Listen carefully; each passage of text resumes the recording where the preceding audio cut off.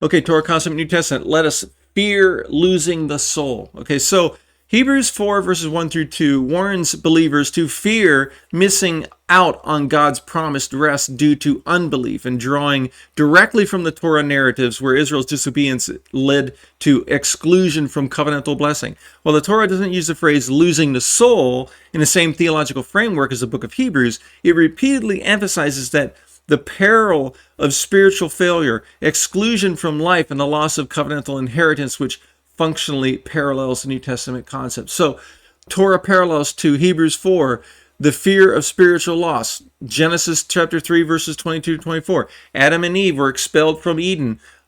This is a loss of access to divine rest.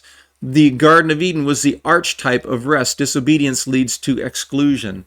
Exodus 32, verse 33. Who says, whoever has sinned against me, I will blot out of my book. So divine judgment for covenantal breach, fear of being erased from divine record, loss of spiritual standing. Okay, Numbers 14, verse 22, 23. They shall not see the land, they have tested me these 10 times. Okay, so exclusion from promised rest is a direct parallel where the wilderness generation forfeits entry due to unbelief. Deuteronomy 1, verses 34 to 35. Not one of these men shall see the good land. Okay, so covenantal forfeiture, God swears exclusion from rest due to rebellion and disobedience.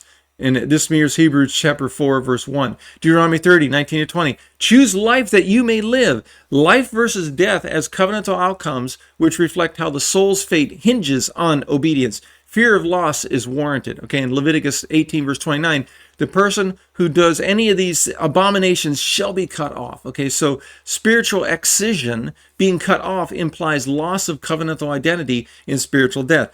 The wilderness generation became the archetype of warning in both the Torah and the book of Hebrews.